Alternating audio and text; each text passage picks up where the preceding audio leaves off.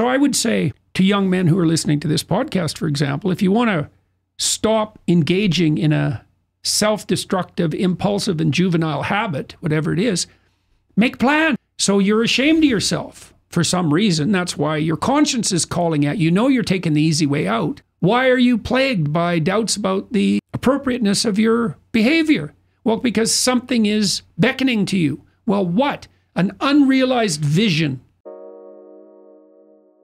I have worked a lot with people who are trapped in pornography and want to be free.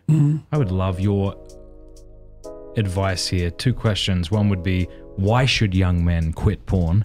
And then what's your advice to young men who feel like it's just inevitable? Like I started when I was young. I've tried all the tricks and tips. I don't know how to stop. I keep promising myself I'll stop, only to go back like a dog towards a vomit. So first of all, why should they think about quitting porn first of all? Well, no one ever quits anything. They replace it with something better. Okay. Right. I mean, that's... So let's say alcoholism. Let's start with alcoholism. Well, why do people drink? Well, if you like alcohol, that's a stupid question. Like I really liked alcohol. It was pretty bloody obvious why I drank. Why? Well, it made my social relationships feel closer. Yeah. It woke me up. It quelled my anxiety. And it knocked out the part of my mind that was concerned with future consequences. Well, what happens when you decide you're going to do something other than drink? Okay. You got to get rid of all your friends, because all your friends are drunks, right? You got to get rid of probably a fair chunk of your family. All of your social habits are wrong, every single one of them. Everything you do that isn't work, that's alcohol related, that's your life, all that has to be replaced. You need a replacement.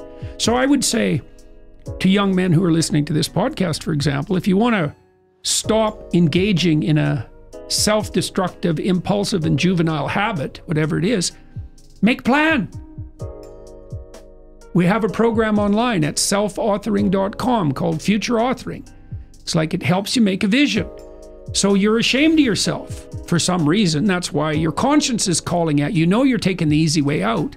Okay, what are you being called to? Why are you plagued by doubts about the appropriateness of your behavior? Well, because something is beckoning to you. Well, what? An unrealized vision. So if you could be who you would like to be, and if you could have what you think you need, in principle, what would that look like? Well, that you start to specify targets. So we say, well, write it down for 15 minutes. Don't get too self-critical. Just think, we ask questions. Who do you admire and why? And what do you think you need and why? And what would you want if you could have it? Then we have people do the reverse. Okay, now picture yourself 5 years out and you've let your bad habits take full control, but you're 5 years older. Right. So what does that look like? Well, it should be scary. Like what's the little hell your whims are aiming at? So what are you? You're the 35-year-old creep at the bachelor party who's still involved with pornography, who still has the mind of a 16-year-old and is getting kind of perverse around the edges because everything he watches is getting a little more brutal, right? You're that kind of scum rat creep. That's your destiny. You want that? Think about it. Think about exactly what sort of hell you'd involve yourself in. You bloody well know where your bad habits are likely to. Some people end up on the street. Some people women end up as hookers. There's addiction, there's pimping, there's like brutal cynicism. There's lots of hells. You have yours. You can be sure of that, where your temptation would lead you. You want to think that through and decide if that's where you want to go. And then when you're tempted, you can think, oh, that's a pathway to hell. Maybe no.